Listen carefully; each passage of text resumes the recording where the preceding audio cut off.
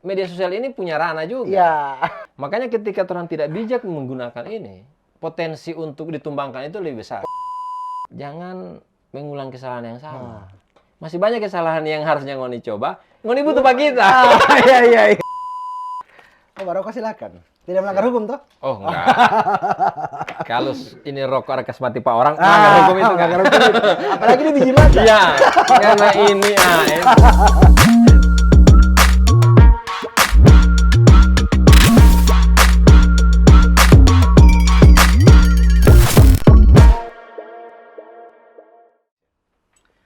Ardi Wiranata Arsyad. Siap, Abang. Thank you bro, so berkenan Siap. hadir di podcast ini. Siap.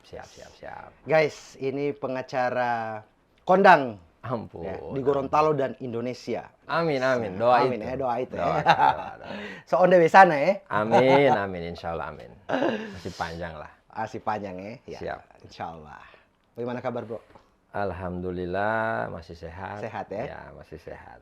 Sama seperti biasa lah. Aktivitas sekarang masih di Gorontalo, paling banyak di Gorontalo atau bolak-balik Jakarta, Gorontalo? Kadang-kadang ketika ada kerjaan di luar, keluar. Ketika Keluar, misalnya, tapi stay-nya di Gorontalo, Kak. Stay di Gorontalo ya? Ya. Jadi berarti tetap berkarir lewat Gorontalo ya? Siap, dari Gorontalo untuk Indonesia. Kira-kira ya. begitu. Bisa. Jadi memang Siap. mantap. Di Jakarta, pokoknya Pulau Jawa itu untuk cari uang ya, bukan untuk hidup ya? Ya, untuk kerja di sana. Untuk Kak. kerja ya? Iya. Hidup tetap di Gorontalo. Gorontalo. Mantap. Harus mengapresiasiin Gorontalo kasihan. Jadi memang pada dasarnya bisa, sama orang bisa Iya. cuma dari Gorontalo ya. Betul. Sama orang bisa, orang di Jakarta itu kan rata-rata daerah semua kan. Daerah ya. Cuma ya ada yang menetap, ada yang cuma datang pergi. Datang ya. Betul. Dan terang salah satu dari itu ya. Kira-kira begitu. Berkunjung lah ke sana. Berkunjung ya. Iya. Siap. Oke, Iya, Kak. lumayan tidak ini ya, tidak susah cari tampa ya. Lumayan juga. Lumayan ya. Tapi kan soal map sekarang ini. Jadi Semua lebih dipermudah. tidak entah salah ya, tidak entah salah sebelah rumah yang sebelah yang gagah itu kan. Karena ada beberapa tamu itu kasih maps, baru orang coba parkir di rumah yang sebelah itu yang gagah itu pada kira itu sampai studio. Iya. Coba doakan, amin. Mudah-mudahan jadi begitu. On the way juga ke sana. On the way. Siap. Di pengacara ini berarti so ada ini ya, so ada apa namanya? Firma ya. Siap. Firma kalau misalnya Ana Sersing itu managing partner ya. Iya, managing partner. Ardi Wiranata Arsyad and partner. Ya. Nah, sebelum ini, orang bahas lebih jauh ini tentang ini. Jadi teman-teman semua, jadi hari ini itu orang akan bahas tentang masalah undang-undang, guys. Ini berat ini Berat. Praktisi yang akan orang undang di sini itu lebih khusus ke masalah undang-undang ITE gitu ya. Cuman Ana pengen tahu dulu gitu. Jadi orang ingin menghadirkan di Serambi Inspirasi ini adalah orang-orang yang memang berkompeten di bidang itu gitu. Jadi makanya kenapa saya tidak bahas di konten monolog saya tentang undang-undang ITE, hukum dan sebagainya karena saya bukan praktisi hukum. Makanya orang hadirkan beliau. Siap. Ardi ini ada firma. Iya. Ardi Wiranata Arsyad dan partner. Law firm ya. Iya, Kak. Anda memang baca ada beberapa juga yang pengacara-pengacara kayak Hotman Paris punya, and partner dan sebagainya. Nah itu apakah kalau misalnya kayak bisnis ya, kalau bisnis itu kan boleh sendiri gitu. Iya. Tapi kalau pengacara itu apakah harus dengan partner seperti itu? Kalau ini sebenarnya bisnis juga, Kak. Bisnis ya? Iya. Oke. Tapi jasa. Nah, beda halnya dengan teman-teman lain, misalnya produk. pengusaha lain ada produk, kemudian konstruksi dan lain-lain. Kalau orang lebih ke jasanya tuh gitu. Kenapa harus ada partner? Karena pertama yang ditakuti itu jangan sampai ada benturan, misalnya di banyak case, kan orang ini misalnya semua boleh orang terima ini kasus. Oke. Begitu kan tidak mungkin orang mau tolak satu. Kedua, orang tidak mungkin mau handle sendiri ini. Oke. Makanya dibutuhkanlah partner. Nah, partner itu sebagai orang misalnya kalau saya sebagai managingnya kan bukan juga mau bilang so jarang mau tampil di persidangan enggak, tapi orang juga lebih membelajarkan teman-teman yang baru masuk biar orang ada wadah untuk magang dan lain sebagainya. Nah, orang belajarkan ya udah ngana di sana dulu, tolong ngana dampingi dulu ini atau misalnya buat kemari kuasa dan lain sebagainya. Itulah kenapa harus ada partner ya. Gitu. Oke, Tapi berarti tetap ya. di law firm-nya itu Oh, gitu. law firm-nya itu. Dan Banyak. kalau law firm seperti itu memang kayak pengurusan kayak PT, CV Iya. begitu harus begitu ya? Saya itu punya akta dari 2018. Kak. 2018, Ya, lama soal ya. ya tidak juga, sekitaran 5 tahun. Oke. Saya berkarir di pengacara ini sekitaran 5 tahun. 5 tahun ya? Ya, artinya tidak sebanding dengan teman-teman kayak Hotman Paris, udah jauh orang itu puluhan tahun enggak. Tapi ya on the way ya. Amin. Insya Allah. Siap. Berarti sebelum itu berarti pendidikannya memang latar belakang pendidikan semuanya hukum ya? Ya, kalau saya itu S1 hukum, UNG. UNG. Ya, kemudian ya lumayan lama juga S1-nya. Lanjut S2. S2 di Universitas Islam Indonesia Di Jogja. UI ya? UI Jogja. Kemudian setelah lulus saya ambil PKPA, pendidikan PKPA. khusus profesi advokat. Oh, oke. Jadi ya. Kemudian untuk masuk di PKPA yang mengikuti PKPA itu harus berlatar belakang sarjana hukum. Oke. Ya. Tapi begini berarti orang sarjana hukum belum tentu dia bisa jadi pengacara. Iya. Ya. Tapi potensi untuk jadi pengacara ada. Karena salah satu syarat mutlaknya, kenapa saya sebut syarat mutlak, karena harus sarjana hukum. Oh, tidak bisa yang lain? Tidak boleh yang lain. Oh, oke. Begitu. Beda dengan misalnya orang mau misalnya dia ada sertifikat pengadaan dan lain-lain, kan semua sarjana boleh. Kalau pengacara memang harus basicnya hukum. Hukum ya? S1-nya harus hukum. Tidak boleh dia S2 hukum, S1 bukan hukum, kemudian masuk nggak boleh. Harus memang dari hukum ya? S1-nya hukum. Dan masuk PKPA itu harus S2 hukum atau S1 juga bisa? Syaratnya S1. S1 hukum. Nah, jadi syaratnya S1 di Undang-Undang Advokat itu syaratnya harus harus sarjana hukum satu. Kemudian yang kedua, dia harus umur 25. Ketika misalnya gini Kak, saya itu kan masuk PKPA itu umur 24. 24. Ya, 24 tahun selesai S2 dan lain-lain, saya masuk nih sebagai masuk PKPA di salah satu organisasi advokat. Kemudian setelah itu saya ikut PKPA, pas sudah mau disumpah, teman-teman lainnya sudah lebih dulu disumpah, saya belum cukup umur. Oh, jadi belum pending. Iya, jadi saya magang dulu nih di beberapa teman-teman kantor yang sudah ada, saya magang dulu. Kurang lebih 1 tahun untuk cukup umur lah. Iya, mencukupi umur ini syarat persyaratan untuk jadi lawyer. Disumpah harus 25 tahun. Oke. Beda halnya dengan kayak notaris. Notaris lebih lama lagi, Kak. Dia 28 tahun. Oh, iya. 28 tahun harus. Ada ini juga kayak PKPA begitu. Apa kalau notaris itu dia sekolah S2. S2. Jadi S2 saja jadi notaris bisa. Ada magister kenotariatan. Oh, oke. Ya, tapi dia notaris bisa masuk PKPA juga S1-nya, karena S1-nya basicnya hukum. Gitu. Iya. Berarti notaris juga bisa berpotensi untuk jadi pengacara lawyer ya? Boleh. Banyak teman-teman begitu. Bahkan ada yang ambil S2 di notaris, tapi yang karena dia mau jadi advokat dia S1-nya dia harus daftarkan ya? Betul. Gitu. Oke. Tapi waktu S1 di UNG baru kan lumayan lama. Berapa lama tidak langsung lanjut S2? Berapa lama itu? Istirahatnya itu berapa lama? Istirahatnya itu ya tidak terlalu lama, Kak. Tidak lama. Ya. Bahkan sempat pernah juga berprofesi orang minta bantu-bantu di humasnya UNG. Ya, sempat jadi wartawan kasih yang ini juga ini barang ini, Kak. Mantap ya. Berarti emang so tahu teknik-teknik ya. Nah, kemudian lanjut S2. Setelah lulus lanjut S2. Alhamdulillah lumayan cepat, Kak. 1 tahun 2 bulan. Mantap. Ya, lumayan cum laude juga lah. Cum laude ya.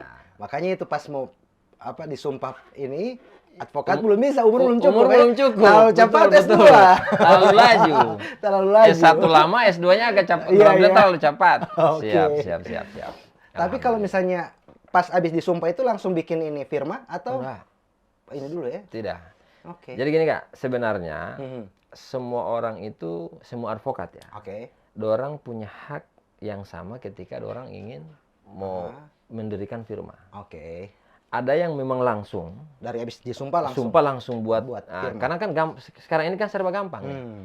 Orang buat firma.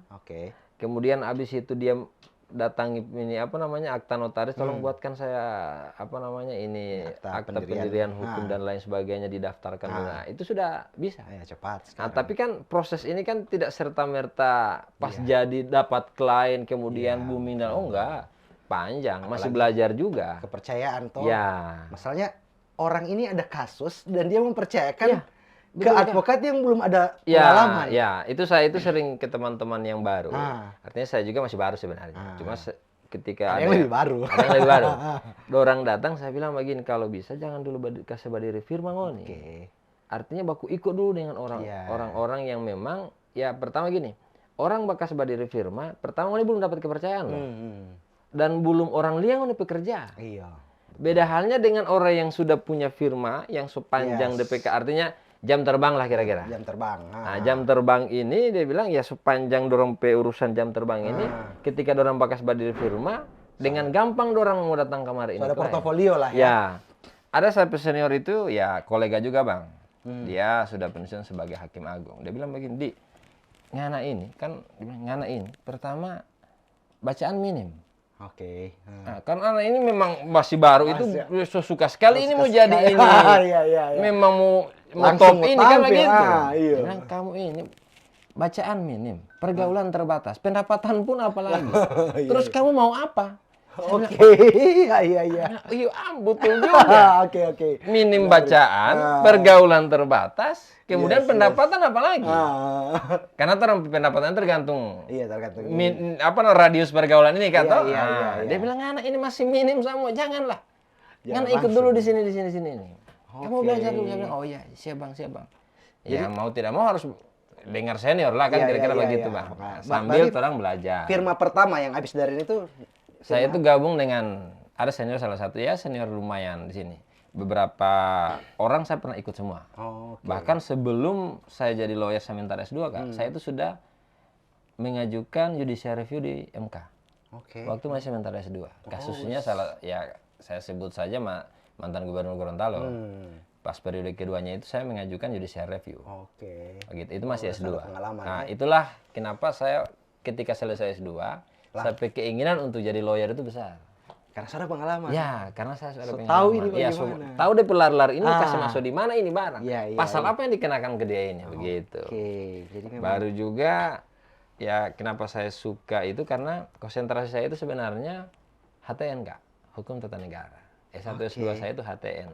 Jadi ketika misalnya bicara judicial review, bicara sengketa pilkada dan lain-lain, sengketa pilkada dan lain-lain, ya tidak juga ahli, cuma lumayan berpengalaman. Iya, karena memang fokus di situ waktu kuliah. Waktu kuliahnya fokusnya di situ. Iya, next Yusril Isamahen. Amin ya rabbal alamin. Amin ya rabbal alamin. Tapi memang goals nanti itu untuk jadi advokat untuk tata negara ya, hukum tata negara untuk ini tata negara. Awalnya begitu Kak. Awalnya cita-cita karena gini, karena idealisnya orang ini kan sudah dari S1 S2 HTN nih. Iya. Yang orang pemikiran itu jadi Mahfud, iya kan? Itu orang-orang HTN semua itu. Kemudian ada Yusril, kemudian ada Hamdan Julfa, orang-orang yang hakim MK semua. Semakin ke sini setelah saya jalani, harus semua masalah hukum harus ditahu. Iya. Pidana, perdata. Karena klien-klien yang masuk kamar tidak semua hukum untuk tata negara ya berurusan dengan tata negara. Misalnya gini Kak, orang-orang kampung nih, artinya maaf saja, artinya bukan dalam artian menamai orang sebagai orang kampung, tidak. Cuma ketika ada yang datang dari kampung meminta tolong ke orang tidak mau tahu ngana jurusan apa, ngana konsentrasi ini HTN dan orang tidak tahu yang orang tahu. Selesai kemarin kita masalah kan begitu. Mau tidak mau orang harus belajar lagi ini. Bagaimana menyelesaikan pidananya, perdatanya bagaimana, PTWN dan lain-lain. Secara legalitas ada. Cuma mungkin ilmu yang ini. Ya, konsentrasinya itu. Ya. Betul. Jadi makanya tetap belajar terus ya. Mau tidak mau harus baca terus Kak. Makanya tadi itu anak senior bilang, dia bilang ya ngana ini minim bacaan ya.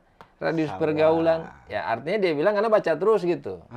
Karena memang kuncinya lawyer itu di situ Kak. Baca terus. Upgrade terus. Karena undang-undang itu berubah terus. Iya kan? Undang-undang kan berubah terus nih. Iya. Kan pasti ada revisi, amandemen dan lain sebagainya. Walaupun sampai undang-undang dasar baru 4 kali amandemen. Tapi ada potensi untuk dirubah itu kan ada. Misalnya kayak sekarang itu yang lagi rame itu, ya misalnya sebut saja kalau dulu itu pasal pencemaran nama baik itu hanya di KUHP. Iya kan gitu. Nah, sekarang ada rancangan KUHP yang baru dan sudah disahkan. Kan gitu. Jadi berubah nih. Nah, kemudian ada juga di mulai berkembangnya ini kehidupan, masuknya internet dan lain sebagainya. Ada transaksi elektronik. Ya, undang-undang ITE. Iya, undang-undang ITE. Artinya mau belajar ulang ini tentang bagaimana menetapkan unsur-unsur pidananya, pasal dan lain sebagainya. Begitu. Oke. Jadi memang tidak. Berarti pada akhirnya ilmu pengetahuan apapun itu tidak akan selalu mengalami perubahan, upgrade dan sebagainya. Betul. Baru yang Ana penasaran, setelah apa di titik apa ente langsung memutuskan boleh ini buka firma sendiri.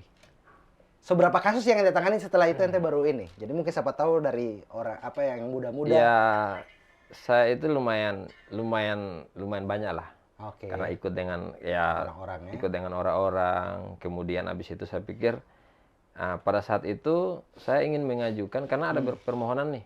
Mau mengajukan permohonan mau jadi lawyernya KPU. Oke. Nah, lawyernya KPU pas kali ini. Ya, pada saat itu kan harus diminta mana ngonipi akta gitu. Mana ini company profile mana, kemudian akta pendirian hukumnya, ahunya mana. Saya buatlah. Sebenarnya awalnya cita-citanya cuma untuk kebutuhan itu. Iya, kebutuhan itu. Saya mau ini masih Oke. Saya kasih masuk. Mau tidak mau harus backing kan. Harus backing. Kemudian dengan teman-teman harus kan ini lelang kalau nggak salah itu. Jadi lawyernya KPU itu harus lelang. Harus lelang ya. Karena memang APBN kalau nggak salah kan. Oke. Nah, masuklah ini barang sesuai dengannya. Terang ikut situ. Karena sesuai administrasinya kan harus begitu. Kalau mau dipikir kamar ya gimana ya? Ketika misalnya dengan orang dapat banyak pengalaman, banyak belajar daripada sendiri, ya kenapa tidak kan gitu. Tapi di satu sisi karena sudah terlanjur, ya udah baik saja dengan firma yang ada. Fokus ini. Nah, bahkan sampai sekarang saya itu Kak dengan teman-teman, ketika ada perkara-perkara yang lumayan gede dalam artian rumit dari persoalan, orang gabung. Dengan firma lain. Dengan firma yang lain. Bisa begitu ya? Bisa Kak. Berarti pada dasarnya sorry Ana potong. Iya. Ketika masuk ke pengadilan ini itu dia bukan soal dari firma mana ya? No. Personalnya. Iya, personalnya misalnya gini. Misalnya Kak ada firma satu. Saya punya firma. Habis itu bisa diajak nih sini ngana. Masuk kamar pakai tapi firma ngana. Karena lumayan berat ini, ini kasus orang yang punya berpengalaman di situ. Oke. Orang pernah dampingi kasus yang lagi rame dulu 2000 berapa itu yang wakil bupati nih. Di kabupaten lagi rame kan. Orang itu pernah mau dimasukkan di dalam firmanya Hamdan Julfa. Sedangkan orang dari Gorontalo orang ada firma ini, ada tim sendiri. Orang ada tim sendiri bilang ya udah gini aja, teman-teman daerah masuk aja di firma saya. Dari situ nggak boleh ini kalau begini. Karena ada lain hal tidak jadilah ini kontrak dan lain sebagainya. Begitu kira-kira. Jadi ketika dapat case yang lumayan rumit, kemudian lumayan gede juga, ya ada orang bareng-bareng. Tidak boleh egois juga. Ya. Mengerti kemampuan. Betul. Artinya orang di situ tadi DP partner itu sebenarnya. Partner itu situ. Ketika misalnya gini, ahlinya saya ini ahlinya di HTN misalnya. Dapat kasus pidana ini. Mau tidak mau saya harus cari orang yang memang partner saya yang fokusnya di situ. Pidana. Tidak serta-merta lama Pak DP urusan ini sedangkan masih belajar ulang tuh. Klien ini datang kemari dia bilang suka cepat-cepat. Selesai cepat ini sampai persoalan jangan mau belajar akal kira-kira begitu. Oke, jadi memang industrinya beda. Memang bisnis juga tapi industrinya beda. Betul Kak, betul. Apalagi kalau perdata lebih rumit lagi. Perdata itu ya minimalnya 6 bulan Kak. Iya. Ana pernah sih sebenarnya gitu ya. Mungkin cuman di kalangan tertentu saja. Ana pernah disomasi. Ini saya tidak pernah buka di ini. Ana pernah disomasi dari salah satu perusahaan platform yang besar sekali di seluruh dunia malah. Jadi bukan cuma di Indonesia gitu. Tapi memang skalanya perdata. Iya. Cuman Ana diskusi dengan teman-teman lawyers dan sebagainya, bilang udah cuek aja Kak. Apalagi kalau dari luar negeri kan. Betul. Masih ada hukum hukum internasional. Dan Ana sempat ingat, Ana koreksi kalau Ana salah, saya itu sempat bilang begini. Bahkan ketika orang warga Indonesia itu misalnya salah ketika di luar negeri, pakai hukum Indonesia. Ya pakai hukum Indonesia. Dan saat misalnya ada ini yang mau tangkap atau mau tuntut. Iya, harus orang kedutaan orang di sana itu babela dulu ya. Iya. Meskipun salah, mau salah atau tidak, bela dulu ya. Bela dulu. Dalam artian misalnya pertama tidak mungkin orang datang langsung tangkap dia ini. Lihat dulu kewarganegaraannya yang mana dan lain sebagainya. Begitu. Kemudian tidak juga dalam kapasitas membela sih. Cuma lebih mengklarifikasi masalahnya apa, kemudian apa sih hubungannya tiba-tiba kok masalahnya sampai ke luar negeri dan lain sebagainya. Sebatas itu. Begitu. Apalagi kalau perdata ya. Iya. Panjang sekali. Panjang deh berusaha. Makanya iya. Dan saya tidak tanggapi itu. Akhirnya Pak diam sendiri. Ya, betul. Dan perdata itu Kak, orang itu kan lumayan juga banyak masuk perdata. Ada yang memang profit, ada yang enggak.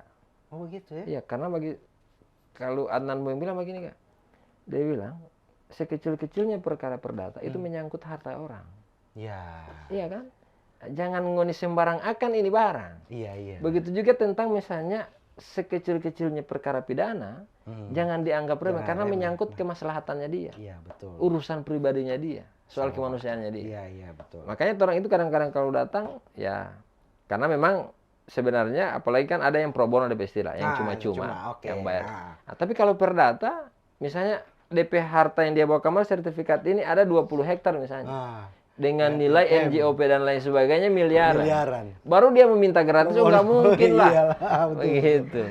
Lihat ininya ya, lihat kliennya ya. Iya, lihat klien. Jadi berarti memang pada dasarnya juga lawyers itu tidak ada yang bilang ada stigma gitu, mahal duitan, mahal betul. Gitu. Tapi tetap ada juga yang pro bono yang memang ada juga. Ini kan. Orang itu sekarang kan saya itu kan bertepatan juga sebagai salah satu ketua lembaga penyuluhan dan bantuan hukum NU. Jadi ada beberapa yang ketika misalnya yang masuk, yang tidak ada uang dan lain sebagainya, dia tidak bisa bayar apa ya, saya bilang ya udah. Ketika misalnya dia minta tolong ya mau tidak mau orang bisa. Orang itu beranggapan begini Kak. Ketika misalnya di sini gratis bisa jadi pasti ada di tempat lain yang gede. Selalu begitu. Saya pernah dibayar 2 ekor ayam Kak. Perkaranya di Bolmut. Dia kasih kamar ayam. Ada itu, jadi teman ada di mana di postingan saya itu, cuma mau tidak mau harus diambil. Iya. Kenapa saya ambil? Karena dia itu tentang hak asuh anak. Oh, perceraian gitu ya? Iya, dia minta hak asuh anak dan lain sebagainya. Saya sebenarnya tidak mau ambil cuma karena baca cerita anak. Pada saat itu Jagger masih kecil, jadi DP apa ya? Emosional. Ya, DP emosional itu muncul. Saya bilang ya udah, terang pikir saja, insya Allah. Alhamdulillah dia dapat Kak. Menang dia ya? Ya, alhamdulillah menang. Kemudian dia kasih kamar itu ayam. Pas begitu sampai di kota mati itu ayam. Nggak sempat potong. Tahu-tahu potong dari sana. Cuman memang ini artinya di samping kalau misalnya yang pro bono dan sebagainya, mungkin kalau dilihat artinya di samping dari sisi kemanusiaan dan sebagainya, dilihat dari sisi bisnis memperbanyak portofolio juga ya. Ya, artinya itu juga kan. Ya tadi itu jam terbang Kak. Jam terbang ya. Pasti orang itu lihat ya apa-apa kasus yang gini Kak. Orang itu datang, kan orang punya keluhan banyak ini. Orang klien dengan rasa yang mau tidak mau orang harus tenangkan dia. Jangan bikin tambah DP masalah. DP kasar itu, DP masalah itu harusnya pindah ke orang. Karena dia butuh datang ke orang. Nah, setelah itu orang sampaikan, orang kasih solusi. Yang dia tanya itu apa? Pernah ada kasus begini nanti Pak tangani. Begitu. Pasti itu yang dia tanya karena tidak mungkin dia mau kasih ke orang, ke pengacara yang belum pernah tangani perkara begitu. Iya. Nah, semakin banyak perkara yang terang tangani, mau ada duit atau tidak, itu akan jadi tadi itu. Betul ya, portofolio, pengalaman, jam terbang dan lain sebagainya. Masuk akal ya. Betul, karena ya orang datang kamar ini pasti dia bertanya. Yang pertama itu boleh Tipa memenangkan ini. Kemudian Tipa ada enggak pengalaman Tipa pernah handle ini kasus begini? Nah, pasti orang bilang, ya begini dan lain sebagainya. Nah, cuma memang pengacara itu Kak, tidak boleh mau janji kemenangan. Karena bagaimana soal itu? Kode etik. Iya, kode etik. Kode etiknya orang itu, ya jangan pernah menjanjikan kemenangan ke klien. Tapi untuk berupaya memenangkan, pasti. Iya. Nah, makanya ketika orang datang ke orang pe kantor, yang saya itu pasti mau bilang dulu yang pahit-pahitnya. Kan ada yang datang, oh boleh ini, mau bebas nggak dan lain sebagainya. Oh, orang bukan tipe begitu. Iya. Apalagi anak-anak tidak tipe begitu. Pokoknya kita kasih dulu DP pahit. Surga talinga lah istilahnya orang Gorontalo bilang. Karena doi so di muka ini. Orang datang itu terang sulia doi. Oh iya. Ikan mas ini. Iya, aduh, gagah ini. Iya, apalagi kalau yang bermasalah kan. Ya, apalagi ketika misalnya DP masalah lagi panas. Antara istilah itu toki besi masih panas. Oh iya, biar gitu, biar mau belok kiri ini besi pasti dia. Masih bisa. Oke. Nah, orang mau bilang ya, misalnya yang datang kamari kemudian mau menangin, saya bilang kalau mau cari mencari menang, jangan di saya. Tapi ketika orang mau berupaya untuk memaksimalkan sesuai dengan membela haknya. Ya, sesuai dengan bukti kebenaran, saksi dan lain sebagainya, orang berupaya untuk itu. Tapi ketika misalnya ngana tidak bisa buktikan juga dengan apa yang ngana mau sampaikan ke orang, ya mohon maaf. Saya bukan tipe orang yang datang kemari ngana minta kemenangan, saya nggak mau. Baru gitu. Baru kalau misalnya kayak klien seperti itu, misalnya kalah, contoh kalah. Ya. DP pembayaran bagaimana? So bayar di depan ya? Kalau orang itu kontraknya, kalau sensitif tidak usah buka, tidak apa-apa. Orang itu rata-rata kalau dulu itu kan biasanya ada pengacara yang bekas tinggal klien. Kan begitu biasanya. Kalau sekarang itu lagi rame, klien yang bekas tinggal pengacara. Iya. Karena ketika misalnya orang kelar orang urusan ini, menang. Tutup mata kak. Memang mati lampu ini. Mati lampu ya Allah. Saya tidak mau kenal. Mau baku dapat, saya tidak mau pak. Berarti gitu. Memang tidak ada ini. Kayak kalau bisnis kan misalnya ada hitam di atas putih. Kontrak ada. Kontrak. Dan wajib. Dan wajib itu. Tapi kan biasanya ya perkara sudah jalan ini kak. Jadi misalnya gini, orang datang ke tempat orang, kemudian sudah kontrak dan lain sebagainya pihak sampai dengan nilai itu. Iya, nilainya sudah ada. Terminnya sudah ada. Oke. Biaya pendaftaran berapa, biaya kuasanya berapa, kemudian jasanya berapa, success fee-nya berapa. So ada semua itu. Ya. Tapi sementara jalan nih, kan Pak, ini masih ini. Begitu. Bagus kalau memang misalnya dia komit. Begitu. So pada akhirnya tetap tidak masalah. Pada akhirnya begini kak, pada akhirnya pengacara itu akan dikumpulkan dengan orang-orang yang seirama. Kenapa saya bilang seirama? Karena dengan yang orang menghargai itu orang komitmen yang orang bangun. Baru diapresiasi orang hasil yang orang peroleh. Itu kan bentuk skill juga. Iya kan? Karena tidak semua orang, misalnya kayak kemarin, alhamdulillah orang perkara itu, yang BRI itu bebas nih. Anda sempat lihat. Bebas orang klien karena memang tuduhan korupsi ya kalau tidak salah. Tuduhan korupsi. Anda tidak mau terlalu jauh membahas DP DP dudukan perkara, tidak. Cuma dari situ orang melihat bahwa ketika orang dipercayakan oleh klien, ya mau tidak mau harus totalitas. Iya, harus totalitas. Membela DP hukum. Ya, secara hukum, memang di mata orang-orang dia ini bersalah. Belum tentu di hadapan pengadilan, di hadapan hukum dia bersalah. Karena kan ya mau tidak mau orang itu selalu mengedepankan asas praduga tak bersalah. Iya, betul. Dan begitu juga sebaliknya. Bisa jadi orang lihat dia tidak bersalah, tapi di mata hukum dia bersalah. Di mata hukum dia bersalah. Nah, makanya orang itu selalu bilang ya selama belum ada pengadilan, belum bersalah nggak? Masih terang anggap nggak tidak masalah. Untuk membuktikan nggak bersalah dengan tidak, tergantung nggak. Iya. Sejauh mana nggak kejujuran, sejauh mana nggak buktinya nggak bagaimana. Kemudian dari situ apa yang mau bikin terus tahu. Iya. Gitu. Setidaknya berarti kalau misalnya pernah nggak misalnya hitung-hitungan gitu. Karena pasti bisa hitung-hitungan. Iya. Oh ya mau kalah ini gitu. Jadi biasanya kalau begitu goalsnya itu apa? Memperingan hukuman kah atau apa? Jadi gini kak, misalnya kayak ada kasus penganiayaan. Penganiayaan itu kan rata-rata kan, apalagi kalau cuma waktu tarik rambut dan lain sebagainya, itu sebenarnya saya bilang ya tantungan pasti masuk ini. Ya kan? Karena terjadi dan sudah rame misalnya. Ngana akui bahwa ngana tarik di rambut, ngana pukul, ngana gigi dan lain sebagainya ini. Kan begitu ini. Jadi ketika ngana mau minta bebas ya tidak mungkin lah. Orang tidak bilang ya orang tidak bisa mau bebaskan ngana. Kalaupun bebas pasti bonus. Tapi untuk pengurangan hukuman orang bisa maksimalkan di situ. Maksimalkan itu. Bahkan orang PK korupsi kemarin itu, ya orang tidak pernah mau bilang mau bebasin dan lain sebagainya. Enggak. Akhirnya 5 orang ya? 3 orang kak. 3 orang ya? Iya, orang pegang 2, jadi orang itu hanya pegang 2, mantrinya. Ada teman satu yang pegang DP kepala unit. Ya alhamdulillah 3-tiganya bebas. 3-tiganya bebas? Iya, 3-tiganya bebas. Bebas dari hukum. Artinya, ya orang maksimalkan dulu term pekerjaan. Kalaupun misalnya orang apresiasi, alhamdulillah. Ya, Dan beda halnya dengan apresiasi. yang ya alhamdulillah lumayan lah gitu. Makanya tadi saya bilang itu orang itu akan ketemu dengan orang-orang orang-orang yang seirama, yang Kak. seirama, Yang betul. apresiasi orang bekerja. Iya. Kemudian yang apa namanya? Yang komit dengan orang pe hasil yang dan lain paham sebagainya. dengan kerjanya, orang Ya. menghargai lah. Karena pekerjaan. ya pertama kerjanya pengacara ini tidak fisik, Kak.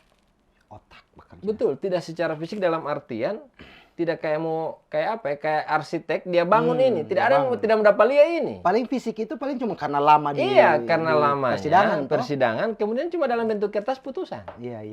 Cuma itu. Baru makanya ketika orang mau bilang masa nggak bayar sekian ini cuma begini. Jangan dilalui dulu. Iya. Jangan dilalui dulu. Ya Allah, nggak mau. Di dunia teknologi ada Betul. Wah, cuma begitu, masa nggak minta begini? Saya backing uti. Jangan di backing dulu ini. Iya. Iya, apalagi Gorontalo ya. Oke, Di. Berarti memang dunia pengacara itu memang ini ya, banyak ininya ya. Banyak apa DP namanya kalau Anda mau bilang itu ada banyak situasi yang bisa jadi itu tidak sama dengan yang orang pernah lalui kemarin. Betul. Dan setiap saat bisa jadi baku dapat dengan hal baru ya. Hal baru. Oh gitu ya. Jadi perkara itu kan ya ada di sisi-sisi yang lain. Misalnya di penganiayaan tidak serta-merta dia ada baku tumbuh ini, Kak. Tidak begitu. Ataupun korupsi tidak serta-merta dia ambil doi merugikan keuangan negara, enggak. Tapi harus orang lihat dulu hitungan keuangan negaranya siapa yang punya kapasitas itu. Misalnya kayak korupsi ya. Kemudian apakah dia terlibat di dalam menguntungkan diri pribadinya dia ataupun menguntungkan orang lain, itu kan harus orang lihat. Kebijakan apakah dia hanya karena kebijakan kemudian dia yang kena. Itu kan semua di hal-hal yang begitu yang terang perhatikan. Hal-hal detailnya. Ya. Karena orang masyarakat umum itu melihat DP hasil. Iya, ini, hasil akhir itu udah korupsi. Padahal DP peritilan itu. Di satu sisi ada yang korupsi tapi DP harta tidak bertambah. Iya. Kan begitu. Tapi ada yang tidak tidak tersandung korupsi, DP harta bertambah. Ini kan pertanyaan juga, Kak. Nah, di satu sisi dia yang sudah jadi korban, disalahkan, status sosial juga rusak dan lain sebagainya. Tapi dia tidak makan ini doi. Ini yang gawat sekarang ini, begitu. Berarti memang pada akhirnya, kalau misalnya orang mau simpulkan DP ini, kalau dari sisi hukum itu, tidak ada yang benar-benar adil ya. Ada istilah begini, Kak. Keadilan yang tertinggi adalah keadilan itu sendiri. Oke. Itu asas, Kak. Dalam sekali, iya. Asas hukum itu. Jadi ketika misalnya keadilan ini kan orang berpandangan harus sama rata nih. Iya, kan padahal begitu. tidak. Padahal tidak. Iya. Jadi ada di saat misalnya kayak satu duduk orang dua kan misalnya berperkara nih. Bagi Tika ini adil. Bagi saya ini tidak adil. Tapi hakim juga berpandangan ini bagaimana menetapkan adil itu? Tidak ada. Makanya keadilan yang tertinggi itu adalah ketidakadilan itu sendiri, Kak. Dan tidak ada yang merasa adil di dunia ini. Di satu sisi pasti pasti akan ada yang merasa ini tidak adil. Kok begini dan lain sebagainya kan gitu. Oke, jadi memang itu. Memang ya kalau mau cerita keadilan tiali ya. Cuman memang pada prinsipnya semua jadi sepakat bahwa ini versi keadilan di mata hukum negara. Ya, itu satu. Kemudian keadilan itu hanya dialami oleh orang sendiri. Iya. Gitu. Adil atau tidak adil itu tergantung orang. Ya? Iya, batas keadilan kan tergantung orang. Misalnya gini, oke saya pukul dia ini. Karena DP alasan misalnya dia ambil sampai apa dan lain sebagainya. Di satu sisi saya sepuas itu. Iya kan? Di dia kepang pukul kita. Oke. Kan begitu. Betul. Di satu sisi saya makanya hakim itu akan dalam memutus satu perkara itu orang hati-hati. Sampai di bagian apa namanya dari sisi cara dia berpikir, hatinya, perasaannya juga tetap dipikirkan. Betul. Karena memang ya apa namanya tidak sembarang jadi hakim. Tidak mudah, Kak. Saya masuk 2 kali ya di hakim. Tidak gol ya. Memang luar biasa dia punya ini. Iya, baru di ujian juga. Iya. Makanya karena itu berat di situ saya ambil di jalur lain. Jalur ini, yang penting masih aparat penegak hukum. Sama. Gitu. Oke, nah menarik ini ini teman-teman. Izin minum dulu, boleh? Silakan, Todwolo. Orang minum dulu. Baroko silakan. Oh, boleh? Bebas. Oh, boleh kagak ini. Baroko silakan. Tidak melanggar hukum toh? Oh enggak. Kalau ini rokok ada kasmati Pak orang, melanggar hukum itu enggak. Melanggar hukum itu. Apalagi di biji mata. Iya, karena ini itu. Sama-sama. Nah, orang Mbak ini ada dulu itu. Ada yang biasa di media di mana orang-orang sering bilang ada pasal karet. Pasal karet. Nah, pasal karet kan apa 20 ayat 20 apa pasal 27 ya? 27. Ini undang-undang ITE ya, Kak? Iya. Oke. ITE. Itu orang masuk ke ini ke undang-undang ITE ini. Oke. Ada yang namanya pasal karet. Nah, ini kalau sepemahaman Anda ya, orang bilang pasal karet ini karena ya mungkin macam NTP Pengandaian tadi itu macam besi itu masih panas itu itu. Iya. Dorang bisa tarik kasih bengkok ke mana sesuai kepentingan. Betul.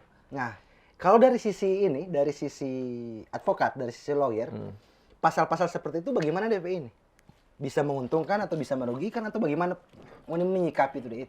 Kalau orang begini, Kak, pertama, ini kan pasal-pasal ini kan tergantung masalahnya apa. Oke. Kan gitu. Nah, di lawyer itu kan tidak juga agak berbeda orang ini dengan orang lain. Orang lain tidak mau cari masalah, orang suka cari masalah. Cari masalah itu tanpa doi. Iya, karena itu mata pencarian.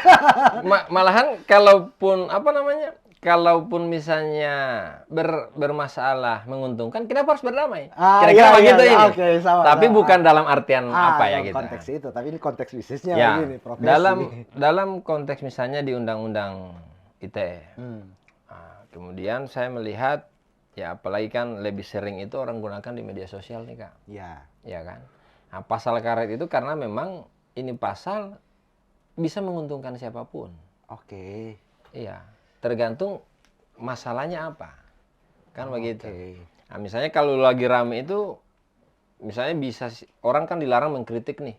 Dianggap misalnya itu menghina.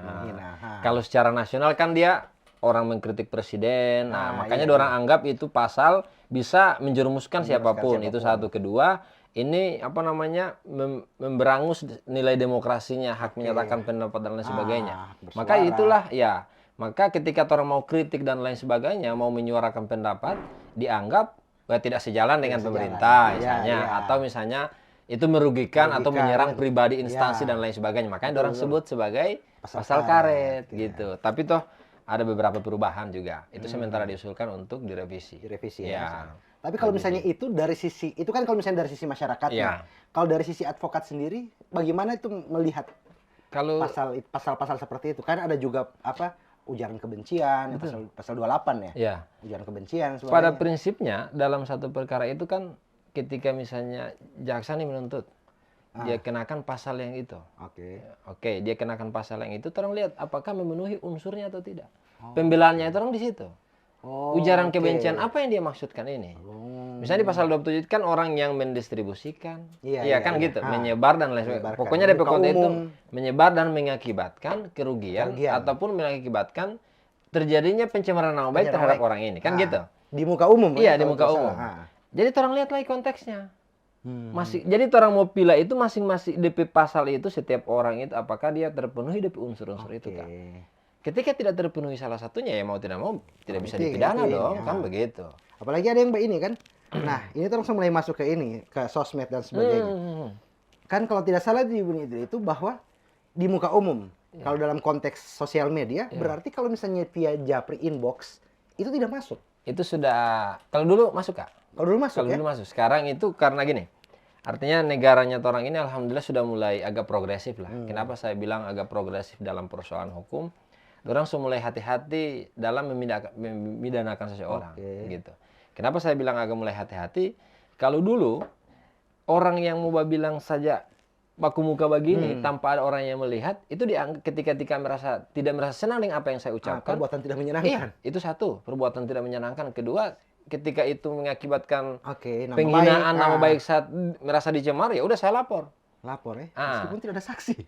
Iya dan lain sebagainya, itu urusan lain, Kak. Pokoknya lapor dulu. Lapor dulu. Kabalakeng ini pembuktian dan lain sebagainya. Dan itu dulu. Semakin hari semakin ke sini masuknya ini undang-undang ITE dan lain sebagainya, media sosial dan lain sebagainya. Sudah ada, kalau Japri tadi ya. Japri. Sudah ada surat keputusan bersama. Antara kepolisian, kejaksaan, kemudian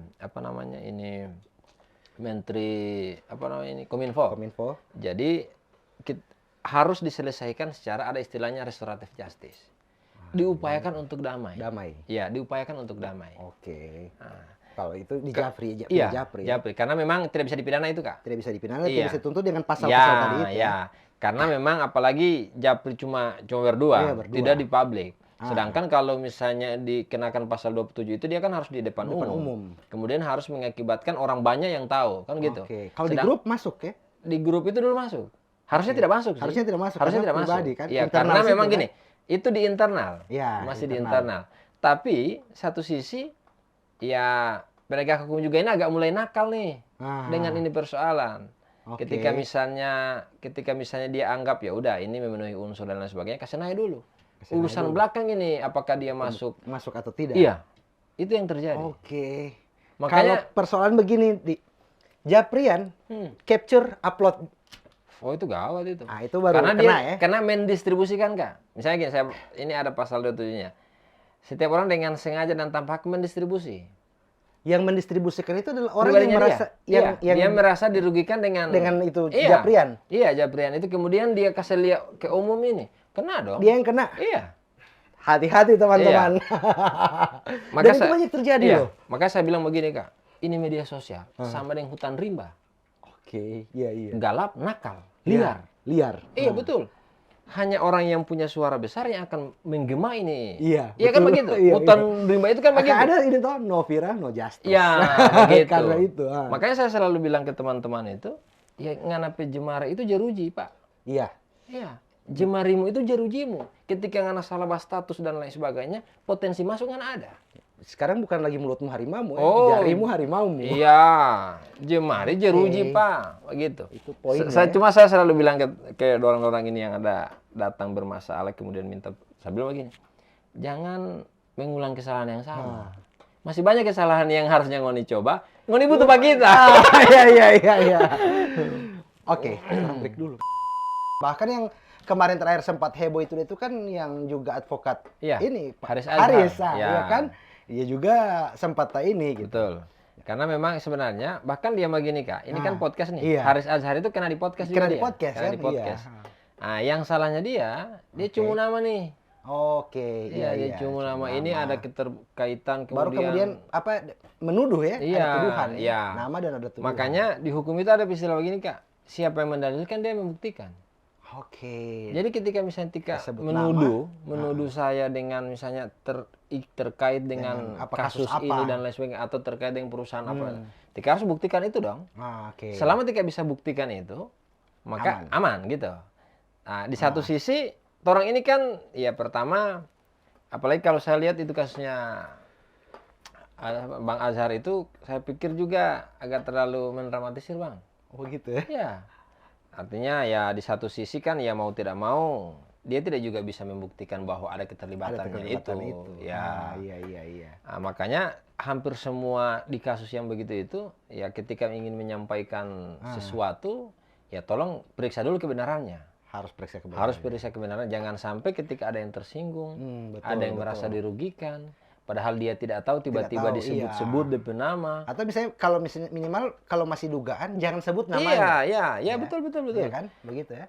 Saya itu sekarang ini Kak dengan munculnya ini ya pasal karet dan lain sebagainya itu, saya kalau bahas status itu ulang-ulang saya baca sebelum saya posting. Harus hati-hati. Iya, jangan sampai pertama jangan sampai menimbulkan ujaran kebencian. Iya. Jangan sampai menimbulkan kebohongan. Iya, jangan sampai ada yang tersinggung. Iya. Begitu. Makanya di beberapa statusnya saya mulai yang lucu-lucu saja. Ya jangan yang berat-berat lah gitu. Iya. Karena itu tadi itu berpotensi.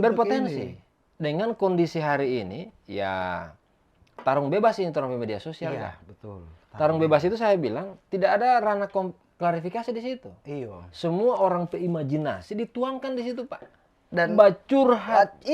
Semua dan begini. Dan orang tidak pusing meskipun misalnya orang yang sementara disorot ini, orang sok klarifikasi pun tidak pusing. Orang hantam terus netizen kan.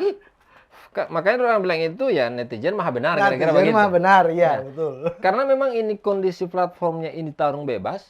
perspektifnya iya, orang masing-masing. apa yang dorang sampaikan ya di satu sisi dorang menyampaikan apa yang mungkin ada pada orang, tidak ada teman curhat ya udah nih. Ini sosmed. ada apa namanya, ada wadah.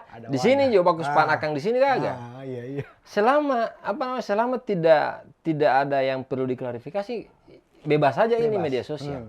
Kenapa saya bilang begitu ya? Orang yang mengklarifikasi itu ketika dia tulis status yang ada potensi pidananya. Oke. Iya kan gitu. Kan selama kayak isuan bahas status ini ada ruang klarifikasi enggak selama tidak ada yang minta? Enggak ada kan? Ada, iya. Apa yang terus sampaikan, sampaikan sesuai, iya. Ya. Selama tidak menimbulkan ancaman pidana dan mengakibatkan kerugian terhadap orang lain ya enggak masalah gitu. Tidak masalah. Tapi ketika itu mulai memunculkan ada tindakan pornografinya di situ. Ya, pornografi, ada perbuatan tidak menyenangkan. Perbuatan tidak menyenangkan, ujaran kebencian, kemudian ada yang merasa dirugikan dengan status itu, apalagi menyebut nama loh, Kak. Iya. Itu bahaya. Nah, makanya beberapa kalau di sosmed berarti batek DP akun itu juga ini. Apalagi itu ya. Iya. So spesifik lebih spesifik itu.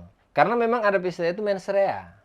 So DP niat so ada. Iya. Oke. DP niat so ada. Misalnya bagus salah orang dua kan. Tika tidak pernah sebut-sebut saya dan lain sebagainya. Tapi Tika status itu menjurus ke anak. Artinya bagaimana ya? Ya kita lapor dulu ini. Iya. Pembuktian kalau itu kita biar ngana yang membuktikan itu, orang yang membuktikan itu. Oke, bahwa itu bukan untuk kita. Iya. Gitu ya. Biar nanti ngana juga yang akan mengkonfrontir kembali bahwa saya ini tujukan untuk ini, bukan untuk ini. Gitu. Tapi bisa jadi bumerang juga. Iyalah. Ketika misalnya bukan untuk kita, untuk dia yang bersuara kamari. Gawat juga. Gitu, Kak. Makanya harus agak hati-hati. Apalagi Gorontalo ya. Aduh. Gorontalo pemulung ini. Gorontalo kan kasus-kasus ITE yang sempat ini di media. Banyak. Ada anak ini ya ini. UNG ya, ini yang UNG nih Pak, Yunus Basau. Saya ini Kak. Oh ini deh. Nah itu. Iya. Ini juga, ada lagi. Nah ini. Ya ini kasusnya. Ini juga. Ya, betul. Kalau misalnya yang misalnya contoh misalnya seperti ini di dalam podcast ada kasus begini dan ini orang kutip dari media, aman berarti. Nggak apa-apa. Karena media sudah ini. Karena media yang sudah dan ini kan sudah putus kalau nggak salah ini. Sudah putus ya. Iya. Nah yang satu lagi ya, ini juga. Ini pencemaran nama baik Bupati Gorontalo. Iya. Nah, ini yang peterompe, yang podcast sekarang di wilayah ini. Iya. Oke, jadi ini yang seperti ini, kasus-kasus di Gorontalo, apalagi orang kalau misalnya bercerita tentang Gorontalo. Iya. Ada sebagian, apalagi dulu, anak itu kan dulu admin portal tuh. Iya. Portal Gorontalo. Pasti ulang-ulang dipanggil ini. Iya, itu dia. Betul, ulang-ulang dipanggil, Pak. Jadi anak sohapal itu reskrim di sana tanpa di mana itu anak sohapal gitu. Ada beberapa orang itu orang sohapal gitu. Nah, ada satu fenomena Anda lihat ini perspektif pribadi gitu. Ada orang-orang yang ini pelaporan tentang pencemaran nama baik dan sebagainya yang tadi ente bilang bahwa lapor dulu. Urusan belakangan itu pembuktian. Betul. Itu jadi senjata. Iya. Itu jadi senjata. Betul. Artinya oke lah katakanlah tidak mau sampai di pengadilan. Tapi ada sibuk dan sebagainya. Iya. Apalagi bermasalah dengan hukum kan itu orang. Pertama gini Kak, orang Gorontalo ini terlalu berani untuk mengungkapkan kata-katai, tapi tidak berani untuk bermasalah dengan hukum. Ya, sedangkan ada yang ada kecelakaan atau takut menjadi saksi. Ya, kira-kira menjadi saksi saya sedangkan orang saksi, tapi ketika di platform media sosial ini orang bebas, Pak. Memang apa sama orang mau sampaikan. Karena memang orang menganggap namanya? Kalau betul tidak melanggar. Iya, tidak melanggar. Tapi di satu sisi ya bagaimana ya mau bilang itu ketika misalnya sudah menimbulkan ujaran kebencian, kemudian menimbulkan efek negatif kepada orang lain ya pasti dikenakan lah gitu. Nah, contoh misalnya ini ada kasus kemarin gitu yang viral yang masalah catering. Itu ada konten di TikTok itu ramai sekali soal itu. Dan di situ ada yang bertanya tentang juga undang-undang ITE ini itu sebenarnya. Dan apa nama?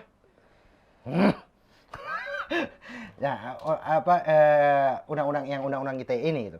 Nah, ada satu ini di situ bahwa si pengguna jasanya ini dia upload di sosial media batek si pemilik jasa ini gitu. Pemilik jasa gitu untuk ini. Iya. Nah, ada yang bilang Kan saya ini di konten itu bahwa hati-hati misalnya kena perbuatan tidak menyenangkan, pencemaran nama baik dan sebagainya. Ada yang komen, kalau itu benar tidak akan kena gitu. Kalau itu yang dia tweetkan, yang dia sampaikan di sosial media, itu benar, tidak akan kena undang-undang ITE. Nah sekarang Anda balik tadi yang terhadap pembicaraan tadi, benar dan tidak itu kan kalau misalnya bicara hukum adalah di fakta hukum yang fakta persidangan dan misalnya proses hukumnya. Betul. Iya kan? Apa pembuktian dan sebagainya. Itu bisa ada potensi bisa terbalik DP ini. Misalnya begini. Oke lah katakanlah dari sisi jasanya dia. Kalau di konteks yang viral itu kan dia telat dan sebagainya. Kalau misalnya dia ini itu baru mengakibatkan ada perbuatan pencemaran nama baik dari dalam kata-kata. Katakanlah bukan di status pertama, tapi di komen-komen ketika dia bisa jawab, dia bisa kena. Dia bisa kena Kak. Misalnya gini, oke, orang bahas case yang itu Kak. Oke, misalnya nih, saya punya catering. Ketika saya konsumen nih. Oke. Pertama yang harus ketahui bahwa Tika itu punya ada undang-undang yang melindungi, perlindungan terhadap konsumen, kan gitu. Oke, di satu sisi saya juga punya kewajiban untuk melindungi itu, kan gini. Tapi ketika misalnya Tika tidak puas dengan apa yang saya sampaikan, harusnya kan, kalaupun misalnya harusnya disampaikan ke saya langsung, tidak keluar-keluar di luar. Kalau Tika keluar-keluar di luar dan mengakibatkan kerugian untuk saya, dan saya merasa terhina dan produk saya dianggap gagal lah dan lain sebagainya, kemudian orang sudah caci maki, saya pasti tuntut balik. Karena apa? Karena Tika mendistribusikan tadi itu. Padahal ada wadahnya untuk itu. Padahal ada wadahnya. Misalnya ketika ketika tidak puas, silakan dikomplain, kan gitu. Silakan dikomplain. Ketika misalnya komplain langsung, misalnya tidak ada tanggapan, ada lembaga lain yang sudah disiapkan untuk itu.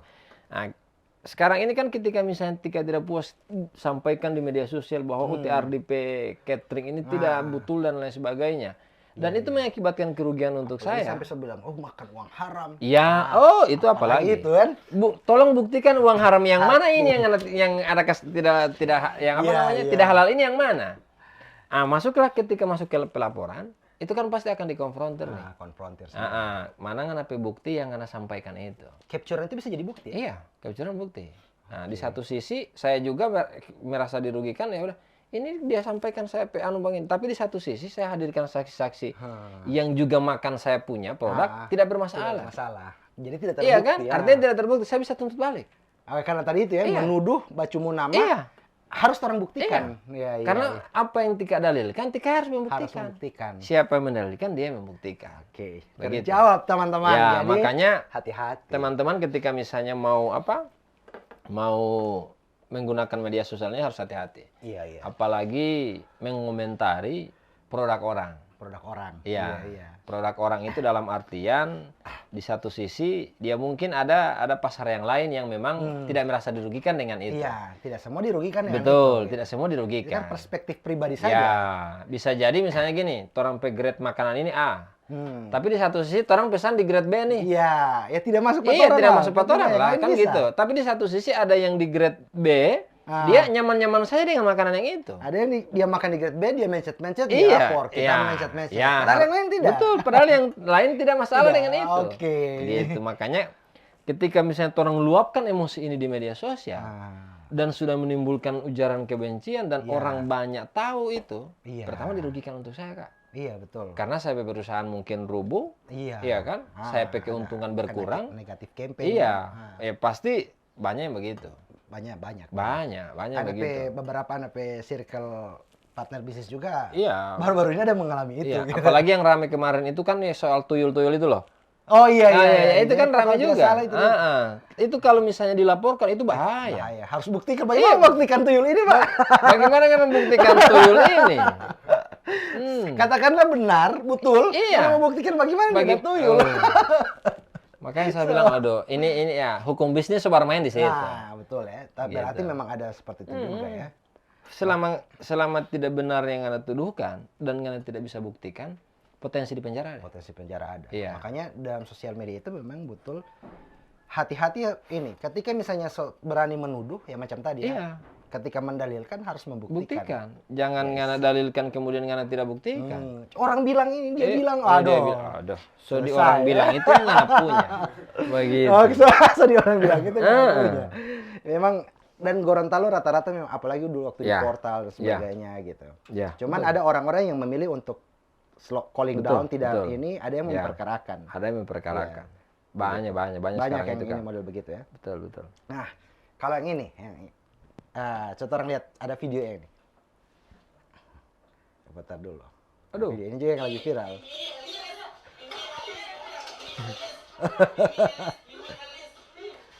Ini video, nah ini.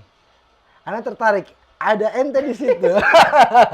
Iya. Ini Ana ambil dari ininya, dari Facebook. Iya, media juga media juga so ini kan. Oke. Nah, ini juga viral. Ya, betul. Dan pas ente kuasa hukumnya. Harus merokok ini. Harus merokok. Pasang rokok dulu. Betul. Berat, mulai berat. Dan ini kayaknya yang mau ditunggu ya. Yang penonton tunggu ini kayaknya. Oke, pertama terkait itu, ya pertama kan saya sampaikan, memang saya kuasa hukum di situ, salah satu kuasa hukum. Tapi pakai firmanya teman. Oke. Jadi ada orang pakai firma yang besar, IMP di situ. Pokai dan lain teman-teman lainnya. Saya pertama orang itu secara etik tidak bisa mengomentari ataupun ada batasan-batasan komentar yang harusnya terang sampaikan. Apalagi kasus ini masih rame nih satu. Masih rame, masih sementara jalan juga prosesnya. Masih sementara ongoing lain barang. Kemudian yang kedua, belum putus juga. Iya. Orang masih menduga nih. Masih ada asas praduga tak bersalah juga ya. Orang masih dan semua orang harus menganggap bahwa belum ada yang salah dan benar di sini. Karena proses pembuktiannya belum jalan. Meskipun secara kasat mata secara kasat mata itu biarkan pengadilan, biarkan aparat hukum yang akan menentukan. Ini siapa, kemudian dikuatkan dengan keterangan saksi yang saat itu kan gitu. Di kondisi ini saya ingin sampaikan ke teman-teman bahwa ya harus bijak dalam menggunakan media sosial. Betul. Kenapa saya bilang harus bijak? Jangan sampai berakibat begitu. Akibatnya ya pertama ketika mau tenar sebenarnya media sosial ini punya ranah juga. Di satu sisi menumbangkan orang, di satu sisi ingin kembangkan orang. Kan gitu. Makanya ketika orang tidak bijak menggunakan ini, potensi untuk ditumbangkan itu lebih besar. Potensi untuk tumbang lebih besar daripada berkembang ya. Karena cacian ini, Pak. Netizen ini maha benar. Dan artinya insya Allah tidak kena ke anak, cuma orang terdekat itu pernah kena se-Indonesia itu dengan netizen se-Indonesia gitu. Dan memang lagi cooling down sekarang. Iya. Mungkin ente juga tahu ya. Iya. Karena memang back and drop. Iya, betul. Dan memang kalau misalnya orang bicara dari kasus ini, kalau misalnya orang lihat dari konteks secara umum gitu ya, biasa terjadi di Gorontalo dan sebagainya gitu. Nah, untuk masyarakat Gorontalo sendiri, bagaimana posisinya itu harus berjaga biar tidak terkendala hukum. Karena satu sisi begini, ada orang-orang yang bisa jadi mungkin dia tidak terlalu paham soal hukum. Ada orang yang tidak terlalu paham, yang tidak paham soal hukum ini ada dua jenis kalau menurut anak. Orang yang memang benar-benar tidak paham buta tulis sama sekali soal hukum. Yang kedua, ada orang-orang yang dia tahu hukum cuma dia baca dari Google, baru kemudian seolah-olah dia seolah-olah dia benar. Dia benar, praktisi dan sebagainya. Betul. Dan itu yang terjadi dan itu sering terjadi. Hampir semua terjadi. Nah, padahal orang tidak tahu itu bisa jadi bermasalah hukum juga orang itu. Makanya saya bilang tadi di awal ketika bahas soal sosial media. Di sosial media ini siapa yang paling besar suaranya yang akan bergema. Kan gitu. Karena memang media sosial ini tarung bebas. Iya, tarung bebas. Semua orang punya ranah untuk mengungkapkan isi hati, pikiran, imajinasi dan lain sebagainya. Selama tidak masuk dalam batas-batas kewajaran. Apalagi bermasalah dengan hukum. Selama misalnya gini, saya tidak juga ingin menganjurkan ke teman-teman ini untuk menghindar dari hukum. Selama tidak berakibat terhadap hukum, pertama, jangan menyebut nama. Kan gitu ini. Jangan menyebut nama. Misalnya gini, si Ardi nih dan lain sebagainya. Ardi ini kan puluhan orang, Pak. Kan gitu. Jangan secara spesifik. Apalagi batadai. Apalagi mention pada dia. Allahu Akbar. Songana uti. Begitu, pasti itu. Sokau itu. Tidak mungkin orang lain. Kan begitu. Iya. baru sebisa mungkin untuk tidak mengakibatkan kerugian terhadap orang yang dimaksud. Oke. Apalagi kalau saya baca lagi pasalnya kan setiap orang sengaja nih. Sengaja. Iya kan? Sengaja. Artinya ada niatannya sudah muncul. Iya. Mendistribusikan.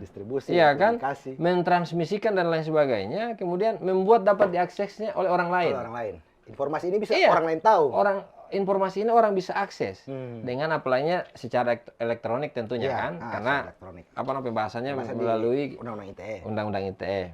Dan itu memiliki ataupun muatan penghinaan, ujaran kebencian, pencemaran nama baik pasti kena. Selama unsur-unsur pasal yang tadi tidak dimuat di dalam status komentar atau apa, nggak masalah. Tidak masalah ya? Nggak masalah. Gitu. Jadi sebisa mungkin untuk paham betul bagaimana bahas status. Kalau perlu, ngoni sebelum bahas status, capture dulu itu postingan baru ya PT Ardi. Aman ini, Dik. Orang itu Kak, ya. Orang Kak kalau misalnya tangani kasus ya. Jadi gini, jadi kan ada yang saya itu kan pernah pegang 2018 itu kasusnya Vicky Prasetyo. Oke. Nah, yang mana nih? Yang perceraian nih. Oh, yang perceraian. Ya, yang mana? Kemudian yang itu apa tuh penggerebekan dan lain-lain tuh. Oke, oh dengan ada tuh. Nah, kemudian gabung dengan itu saya masih ikut dengan partner yang lain. Partner lain. Ya. Pasti Jakarta. Masuk nih. Orang itu selalu sampaikan ya tolong jangan buat ke kliennya saya orang itu jangan balebe dalam artian ini lagi rame, lagi viral, bisa memungkinkan ada serangan balik. Iya, iya. Ente pegang siapa ini? Yang di sisi siapa? Saya laki-laki. Oh, yang laki-lakinya. Ya, saya pegang laki-lakinya. Nah, saya sampaikan, Bang, kalau boleh jangan dulu buat gerakan tambahan.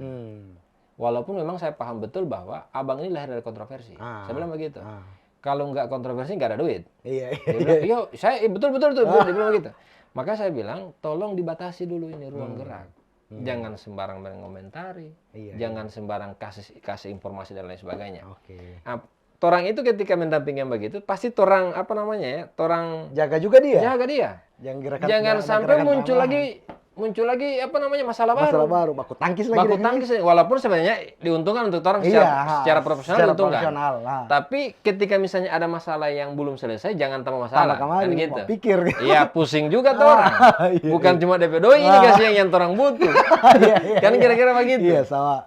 Nah, makanya orang itu pasti menjaga. Kalau boleh jangan dulu pakai status, jangan dulu mengomentari. Makanya kadang ada ketika orang itu diwawancarai, nanti tanya kuasa hukum saya. Biasanya begitu. Rata-rata orang itu ketika misalnya orang sudah mulai dipertanyakan dan lain sebagainya, bagaimana prosesnya dan lain sebagainya, pasti dia minta cari aman. Ya, minta aja nanti ada kuasa hukum saya untuk memberikan penyampaian, rilisnya akan seperti apa. Rata-rata begitu. Dan orang begitu. Ketika misalnya orang dampingi kasus manapun, apalagi menjadi atensi publik, Kak. Nah, pasti orang sampaikan ya tolong jangan berkomentar selama tidak ada persetujuan dari orang. Begitu. Biasanya dia itu kalau Bang, boleh orang bahas status begini, pasti mau baca dulu. Iya. Oh, boleh aman. Gas gitu. Selama misalnya masih dalam batas kewajaran ya no problem. Secara tidak ada menyangkut ya, di situ gas. Selama tidak tidak termasuk dalam ujaran kebencian dan lain-lain. Delik aduan lah istilah ya, ini. Karena memang delik aduan, Kak. Delik aduan ya. Delik aduan itu ketika itu kan kalau ITE pencemaran kan delik aduan. Jadi hanya yang merasa dirugikan, itu yang punya kewenangan untuk melaporkan. Tidak bisa orang lain. Ya, tidak bisa. Beda dengan delik murni, Kak. Ya, kalau delik murni itu pidana murni itu bisa akan jadi temuan dan lain sebagainya. Pembunuhan apa? Ya, itu pasti itu. Perampokan. Ya, itu pasti itu delik murni itu. Jadi bisa tanpa laporan pun, tanpa aduan pun bisa diproses. Gitu. Nah mungkin terang di sesi-sesi terakhir gitu. Kalau misalnya gini, di Gorontalo, Bang. Ini kan nanti ada ini tuh ada firmanya. Kalau di Gorontalo ada yang misalnya untuk yang butuh pendampingan hukum, mau yang basar, kacili, pro bono apa semua itu orang harus kontak kemana di? Siapa tahu. Ini lagi apa namanya persoalan di torang ini, Pak. Persoalan di lawyer itu tidak bisa tidak bisa beriklan. Oh begitu ya? Iya, nggak boleh, Kak. Oh, Anda baru tahu. Iya, tapi kenapa? Dulu itu, orang itu tidak, apalagi misalnya pasang papang iklan dan misalnya ini orang. Kalau nama saja boleh lah ya. Kalau nama firma nggak masalah. Kantor di situ. Ya. Tapi ketika orang melalui baliho, media sosial, koran dan lain sebagainya itu nggak boleh. Oh begitu ya? Iya, nggak boleh orang nggak. Walaupun sebenarnya di konteks ini saya lagi jualan nih. Kira-kira begitu ini. Selling lah. Karena ada batasan etiknya. Orang tidak bisa beriklan. Oke. Ya makanya orang apa namanya? Orang tidak bisa mengajak. Ayo. Sini ngoni, kalau ketika ada masalah hubungi saya, nggak boleh. Oh, tidak bisa begitu. Iya, walaupun sebenarnya makanya gini, kayak Hotman Paris. Hotman Paris itu kan sebenarnya ya pertama dia senior. Iya, iya. Nah, kalau mau cari pengacara, pasti orang masyarakat umum itu lihatnya Hotman Paris. Hotman Paris. Benchmarkingnya sekarang iya. Iya, pasti Hotman Paris. Tapi di satu sisi dia juga itu tidak beriklan, tapi orang kenal. Orang kenal. Dengan apa? Misalnya tadi itu ada programnya di TV itu kan, Hot News dan lain sebagainya lagi rame. Tapi sebenarnya itu iklan. Iya, tapi memperkenalkan dia. Iya, memperkenalkan dia. Tapi di satu sisi secara etik terus nggak boleh. Bahkan kadang juga misalnya dia sedang misalnya menangani perkara misalnya katakanlah pro bono itu kemudian viral di TV dan sebagainya, itu sementara beriklan. Iya, sementara beriklan.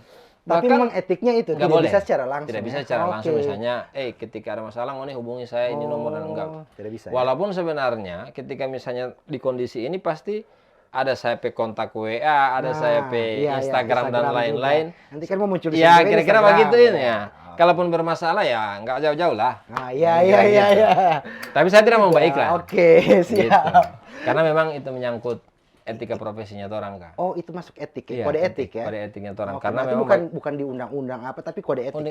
Undang-undang advokat ada. Ada ya di undang-undang advokat. Ya. Diatur itu. Di satu sisi apa dia namanya? Enak sekali advokat yang tidak perlu biaya marketing, Pak. Orang ini yang puluhan juta, ratusan juta biaya marketing, Pak. Orang tidak, biaya marketing nggak ada, tapi entertainnya gede kan? Iya. Karena ini bagian dari itu. Iya. Tapi entertain lumayan gede ini. Betul. Dan tapi memang harus begitu ya. Apa namanya? Ya. Orang ini mungkin disclaimer aja. Orang mungkin bisa lihat dapat dari luar gitu ketika ini. Barabas sekali dia info dengan gaya begitu. Tapi padahal itu tuntutan profesi ya. Saya kasih contoh begini, Kak. Orang pegang satu kasus ini. Oke. Pegang satu kasus, kemudian misalnya 500 juta nih, atau 1 miliar. Oke. Ya. 1 miliar ya biar. 1 miliar lah, oke. 1 miliar lengkap dan pengusaha nih yang klien nih. Kontrak tidak mungkin datang dengan compang-camping. Iya. Betul. Iya kan? Tidak mungkin datang dengan compang-camping. Kemudian datang dengan naik motor dan lain sebagainya, nggak mungkin. Bagaimana orang misalnya gini, orang cerita kontrak 1 miliar, ketika dia perhatikan orang pe gaya, orang pe style dan lain sebagainya. Merepresentasikan itu. Oh, kok nggak pe gaya tidak cukup tidak cukup puluhan juta kan kira-kira begitu. Iya. Makanya Hotman Paris itu untuk membranding DPD jago dia. Maka jangan heran, walaupun dia itu bukan pengacara terkaya sekarang, Kak. Oh gitu ya. Dia itu paling bisa dibilang standar lah ya. Tidak masuk 10 besar. Tidak masuk 10 besar. Iya, tidak masuk 10 besar. Masih banyak di Jakarta itu, tapi memang kliennya orang corporate. Oke. Ya, rata-rata corporate dan sudah main di belakang layar. Kuasa hukum pribadi begitu ya? Kuasa hukum perusahaan. Ada kasus atau tidak tetap dibayar nih. Kontraknya tetap jalan. Kontrak tetap jalan. Begitu. Ya, tuntutan 4 orang itu ya minimal penampilan bagus lah. Iya. Jangan compang-camping. Orang ya bilang Allah. Artinya ya bagaimana ya? Saya juga ingin sampaikan ke teman-teman bahwa sebenarnya orang ini tidak mahal. Ya kan? Orang berpikiran Pak ketika pakai pengacara itu mahal. Dan pasti ngeluarin duit. Iya. Maka saya bilang, ketika misalnya ada orang yang dapat ketemu pengacara yang seirama, dia tidak akan merasa terbebani dengan uang yang dia keluarkan. Iya. Hanya orang yang tidak ketemu pengacara yang seirama yang merasa dirugikan dengan apa yang dia keluarkan. Kan gitu. Betul. Kan ya orang misalnya apple to apple lah ketika misalnya gini. Nganape harta 100 miliar. DP kasar begitu. Nganape aset ini 100 miliar. Yang orang perjuangkan. Ngana bayar orang dengan angka 10 juta nggak mungkin lah.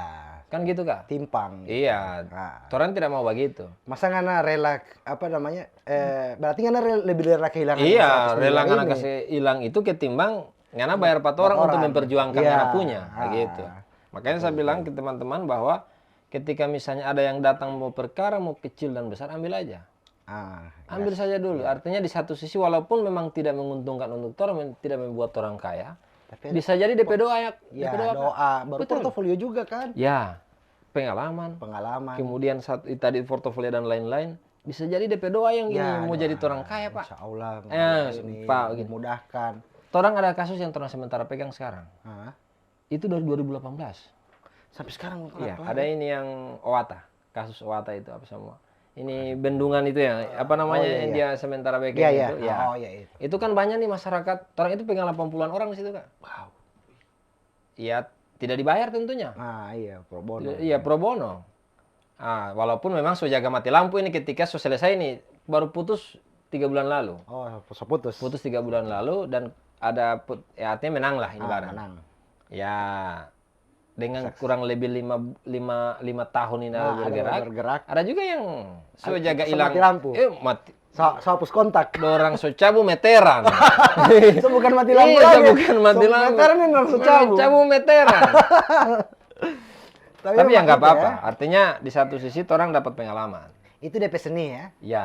DP seni di situ. DP seni itu di situ. Dan juga berarti dari sisi orang-orang masyarakat yang punya yang tersandung kasus hukum juga, jangan takut juga untuk misalnya mau ke ini ke advokat, ke pengacara ya. Pertama, tidak semua yang datang ke advokat itu yang bermasalah hukum, Kak.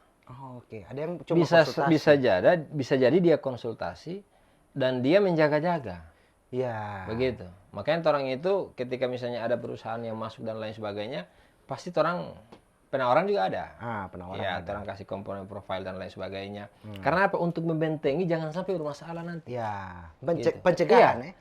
Tindakan preventif itu lebih bagus daripada orang baku hantam nanti. Iya, betul. Selama orang bisa hindari ini persoalan hukum, kenapa tidak? Yes. Iya kan begitu? Iya, betul. Daripada harus berhadapan-hadapan dengan persoalan hukum. Berarti yang pengacara ini mau ke persidangan ataupun tidak tetap dapat doi, guys. Konsultasi ada. Ya, mau kan? Ya kalau di Gorontalo itu belum terlalu rame bayar konsultasi bayar. Oh iya, rata-rata tersandung rata-rata ya, rata-rata ketika misalnya ada juga ketika misalnya yang datang di saya misalnya konsultasi. Karena mungkin dia pikir mahal dan lain-lain, dia cari yang jadi lain. Hasil yang konsultasi pas dia bawa ke orang lain. Oke. Dengan biaya yang murah di sana. Banyak. Oh iya begitu. Banyak begitu. Ini saya konsultasi solusi sudah apa dari ente nih. Pikir yang lain. Bikin begini coba di sana begini. Karena di sana dia minta begini. Saya tidak mampu pangan aja tapi ini DP. Ini dia hasil konsultasi dari dia. Gawat, banyak Kak, banyak. Tapi itu tidak kena kode etik gitu? Harusnya kena ya. Ya. Cuma di satu sisi itu ya. Sama tahu ya. Betul. Artinya ini ya bisa jadikan ini urusan dapur masing-masing ya. Dapur masing-masing urusan ya apa yang di meja makan itu kan terang sebisa cek sendiri kasih yang ini kan gitu. Siap. Oke, Di. Terakhir Di menutup Toram PSSI ini, apa yang ente pesan ke masyarakat khususnya di Gorontalo dalam konteks ketika bersosial media itu seperti apa ininya? Iya. Kalau saya ingin menyampaikan bahwa harus bijak dalam bermedia sosial.